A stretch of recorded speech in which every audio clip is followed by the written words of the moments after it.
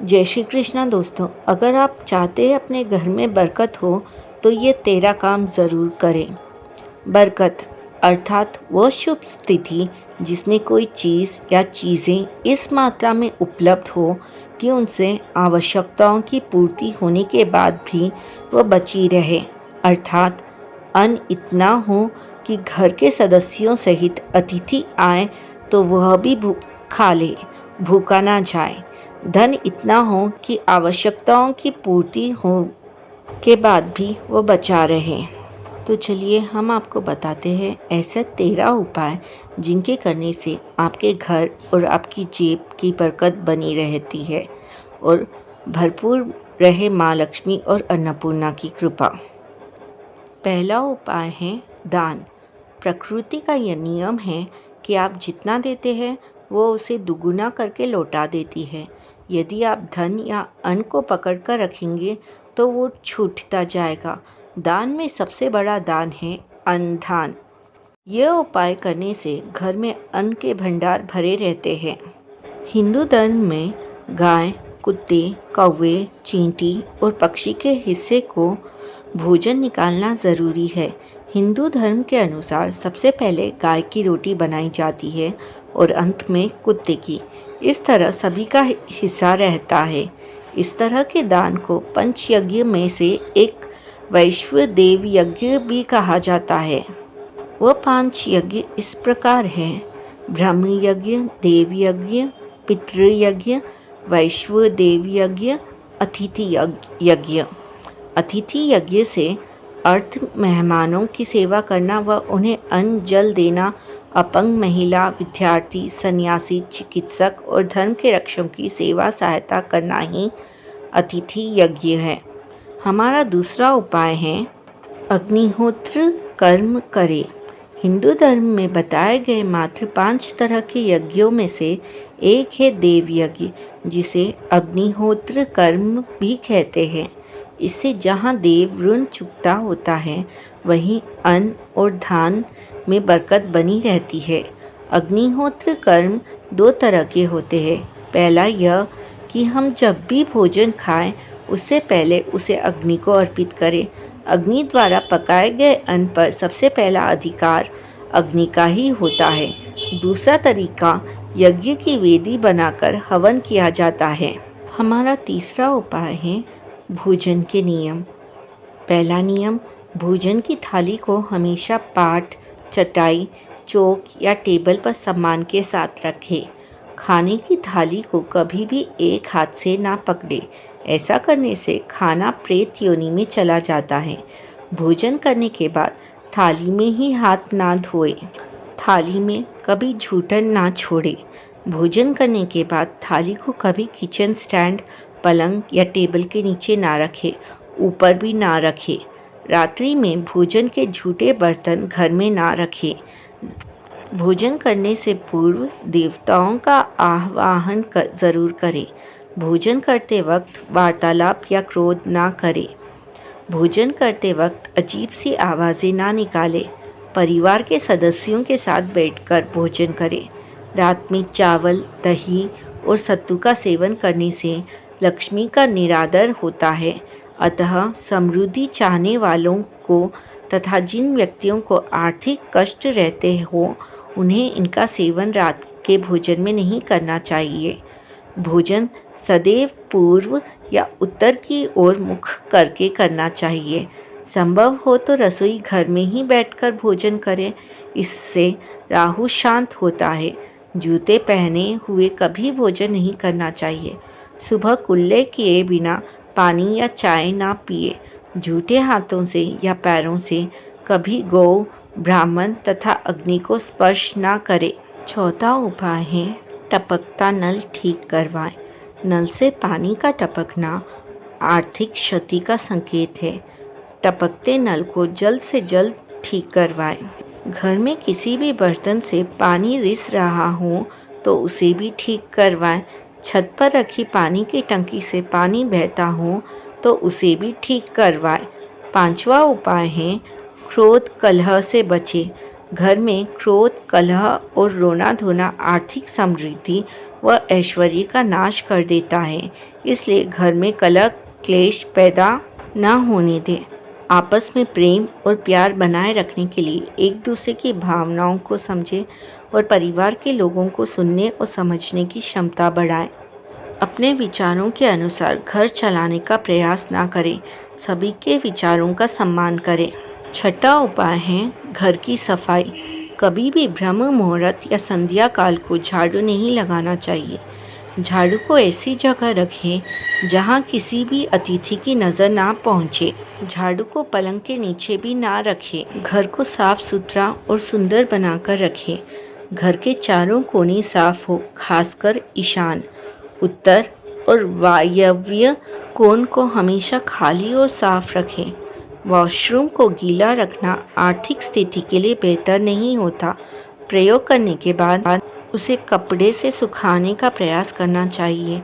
दक्षिण और पश्चिम दिशा खाली या हल्का रखना करियर में स्थिरता के लिए शुभ नहीं है, इसलिए इस दिशा को खाली ना रखें। घर में काले, कत्थई, मटमैले, जामुनी और बैंगनी रंग का इस्तेमाल ना करें, चाहे चादर हो, पर्दे या हो दीवारों का रंग। घर में सीढ़ियों को पूर्व से पश्चिम या उत्तर से दक्षिण की ओर ही बनवाएं।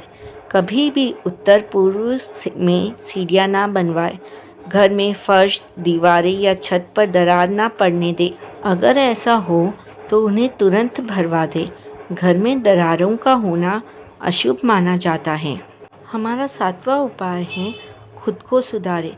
घर की स्त्री का सम्मान करें। दक्षिण दिशा में पैर करके ना सोएं। शर्ट और पैंट की जेब फटी हो तो उसे ठीक करवाएं। बटुए या रुपये को पैंट की पीछे वाली जेब में ना रखें। किसी भी प्रकार का नशा ना करें। झूठ बोलते रहने से बरकत जाती रहती है।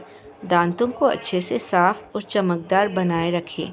बार बार थूकने, झींकने या खांसने की आदत को बदलें।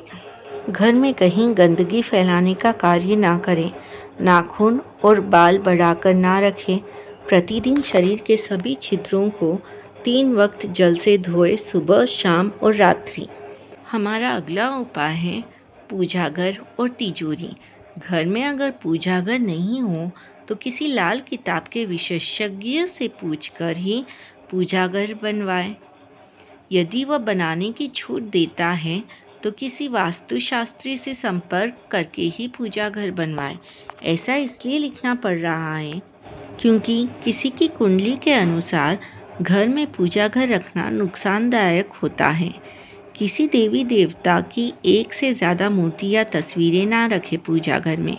पूजा घर के अलावा देवी या देवता की मूर्ति या चित्र घर के अन्य किसी हिस्से में ना लगाएं। किसी भी देवता की 2 तस्वीरें ऐसे ना लगाएं कि उनका मुंह आमने सामने हो। देवी देवताओं की तस्वीरें कभी नैऋत्य कोण में ना लगाएं, वरना कोर्ट कचहरी के मामले में फंसने की पूरी आशंका रहती है। तिजोरी में हल्दी की कुछ गांठ एक पीले वस्त्र में बांधकर रखें। साथ में कुछ कौड़ियाँ और चांदी, तांबे आदि के सिक्के भी रखें। कुछ चावल पीले करके तिजोरी में रखें। तिजोरी में इत्र की शीशी, चंदन की भट्टी या अगरबत्ती का पैकेट भी रख सकते हैं, जिससे उसमें सुगंध बनी रहेगी। घर में देवी देवताओं पर चढ़ाए गए फूल या हार के सूख जाने पर भी उन्हें घर में रखना अलाभकारी होता है। हमारा 9वां उपाय है संधिकाल में मौन रहें। संधिकाल में अनिष्ट शक्तियाँ प्रबल होने के कारण इस काल में निम्नलिखित बातें निषिद्ध बताई गई है। पहला, सोना, खाना पीना, गालियाँ देना, झगड़े करना, अभद्र एवं असत्य बोलना, क्रोध करना, श्राप देना, यात्रा के लिए निकलना, शपथ लेना, धन लेना या देना, रोना, वेद मंत्रों का पाठ, शुभ कार्य करना, चौखट पर खड़े होना। यदि हम इस नियम का पालन नहीं करते हैं तो जहाँ एक ओर बरकत चली जाती है, वहीं व्यक्ति दूसरी ओर कई तरह के संकटों से घिर जाता है। हमारा 10वां उपाय है जहाँ मदिरा सेवन, स्त्री अपमान, तामसिक भोजन और अनैतिक कृत्यों को महत्व दिया जाता है, उनका धन दवा खाने, जेल खाने और पागल खाने में ही खर्च होता रहता है। यदि आप अपार धन की इच्छा रखते हैं तो सबसे पहले हनुमान जी से अपने पापों की क्षमा मांगकर प्रतिदिन हनुमान चालीसा पढ़ते हुए 5 मंगलवार बड़ के पत्ते पर आटे का दिया जलाकर उनके मंदिर में रख कर आएं। हनुमान जी की कृपा हुई तो पहले ग्रह दशा में सुधार होगा और फिर धन प्राप्ति के मार्ग खुलेंगे। हमारा 11वां उपाय है द्वार देहरी पूजा। घर की वस्तुओं को वास्तु के अनुसार रखकर प्रतिदिन घर को साफ और स्वच्छ कर प्रतिदिन देहरी पूजा करें। घर के बाहर देली या दहली या डेल के आसपास स्वास्तिक बनाएं और कुमकुम हल्दी डालकर उसकी दीपक से आरती उतारें। इसी के साथ ही प्रतिदिन सुबह और शाम को कर्पूर भी जलाएं और घर के वातावरण को सुगंधित बनाएं। जो नित्य देहरी की पूजा करते हैं, देहरी के आसपास घी के दीपक लगाते हैं, उनके घर में स्थायी लक्ष्मी निवास करती है। घर के बाहर शुद्ध केसर से स्वास्तिक का निर्माण करके उस पर पीले पुष्प और अक्षत चढ़ाएं। घर में लक्ष्मी माँ का आगमन होगा। हमारा 12वां उपाय है पीपल की पूजा। पीपल में देवताओं का वास होता है। पीपल को सिर्फ शनिवार को ही छूना चाहिए। शनिवार को पीपल के वृक्ष में काले तिल, कच्चा दूध, गंगा जल, शहद, गुड़ को स्टील या चांदी के बर्तन में डालकर अर्पित करें और सरसों के तेल का दीपक प्रज्वलित करें। बस यह कार्य प्रत्येक शनिवार को करते जाएंगे तो धीरे धीरे दुर्भाग्य दूर होता जाएगा। पीपल के वृक्ष की जड़ में तेल का दीपक जला दें, फिर वापस घर आ जाएं और पीछे मुड़कर ना देखें। इससे आपको धन लाभ के साथ ही हर बिगड़ा हुआ काम बन जाएगा। हमारा 13वां उपाय है केसर और कपूर। श्री महालक्ष्मी का ध्यान करके मस्तक पर शुद्ध केसर का तिलक लगाएं। धन लाभ के समाचार मिलेंगे। प्रतिदिन सुबह और शाम को कपूर जलाएं। घर के किसी भी स्थान पर वास्तु दोष हो तो वहां कपूर की एक डाली बगैर जलाए रख दे। कपूर अति सुगंधित पदार्थ होता है तथा इसके दहन से वातावरण सुगंधित हो जाता है। कपूर जलाने से देवदोष व पितृदोष का शमन होता है। हमारा 14वां उपाय है माँ, बेटी और पत्नी का सम्मान करें। पत्नी और बेटी लक्ष्मी का रूप होती है। भूलकर भी इन्हें दुत्कारे ना कोसे तथा ना ही कोई अशुभ वचन कहें। माँ को साक्षात देवी पार्वती माना गया है। माँ को दुखी रखने वाला कभी जीवन में सुखी नहीं रह सकता। पत्नी और बेटी को दुखी रखने से आप कभी सुखी नहीं रह सकते। एक बार यदि पत्नी रोती हुई अपने माता पिता के घर चली गई तो याद रहे इस पाप कर्म से आपके घर की बरकत भी चली जाएगी। धन, वस्त्र व मान देकर पत्नी को मनाएं। हमारा 15वां उपाय है पोंछा लगाना। सप्ताह में एक बार गुरुवार को छोड़कर समुद्री नमक से पोंछा लगाने से घर में शांति रहती है। घर की सारी नकारात्मक ऊर्जा समाप्त होकर घर में झगड़े भी नहीं होते हैं तथा लक्ष्मी का वास स्थायी रहता है। हमारा 16वां उपाय है अगर पर्याप्त पैसा कमाने के बाद भी धन संचय नहीं हो रहा है तो काले कुत्ते को प्रत्येक शनिवार को कड़वे तेल यानी कि सरसों के तेल से चुपटी रोटी खिलाएं। शाम के समय सोना, पढ़ना और भोजन करना निषिद्ध है। सोने से पूर्व पैरों को ठंडे पानी से धोना चाहिए किंतु गीले पैर नहीं सोना चाहिए। इससे धन का नाश होता है। हमारा 17वां उपाय है मकड़ी का जाल। घर में या वॉशरूम में कहीं भी मकड़ी का जाला ना बनने दे। अटाला, घर में कभी भी कचरा या अटाला जमा ना होने दे। छत साफ रखें। छप्पर पर बांस ना रखें और किसी भी प्रकार की अनुपयोगी वस्तुएं भी ना रखें। अगर आपको ये जानकारी अच्छी लगी हो तो ऐसी अधिक जानकारी के लिए हमारे चैनल को लाइक, शेयर और सब्सक्राइब करना ना भूलें। जय श्री कृष्णा, राधे राधे।